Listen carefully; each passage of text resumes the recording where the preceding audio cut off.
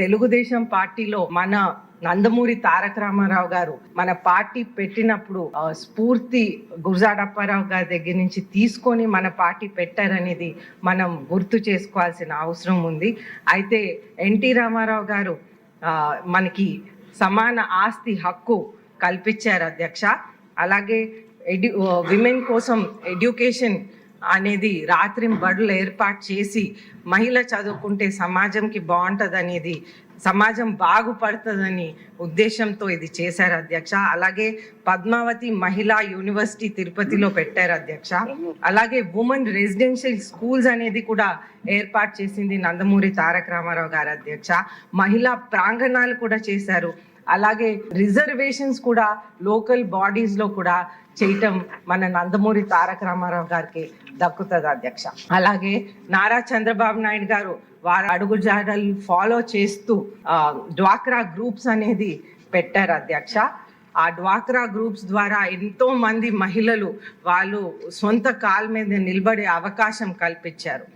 అలాగే దీపం పథకం అనేది మహిళల కోసం ప్రత్యేకంగా ఆ రోజుల్లో కట్టెపొయ్యిల మీద ఉండేవారు, వాళ్ళకి ఊపిరితిత్తులకి ఎంతో ఇబ్బందులు వచ్చేదని సిలిండర్ వాడటం అలవాటు చేశారు.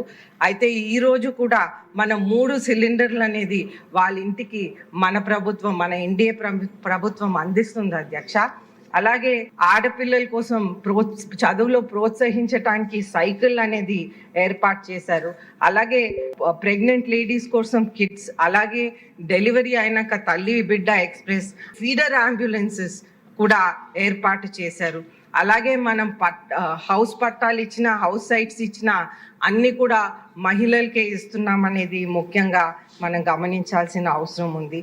అయితే ఈరోజు ఎన్డీఏ ప్రభుత్వం మన నారా చంద్రబాబు నాయుడు గారు, పవన్ కళ్యాణ్ గారు, నరేంద్ర మోడీ గారు కలిపి కూడా ఉమెన్ ఎంటర్ప్రీనియర్షిప్ అనేది ఎంకరేజ్ చేస్తున్నాం అధ్యక్ష.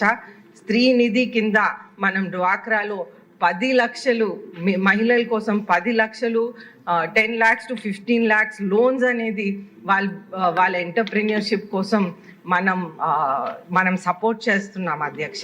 ఈ అకాడమిక్ ఇయర్ మొదలయ్యే ముందే తల్లికి వందనం అనేది మన ఎలక్షన్ ప్రామిస్ గా మనం ఇస్తున్నాము. మహిళల కోసం ఫ్రీ బస్ సర్వీస్ అధ్యక్ష.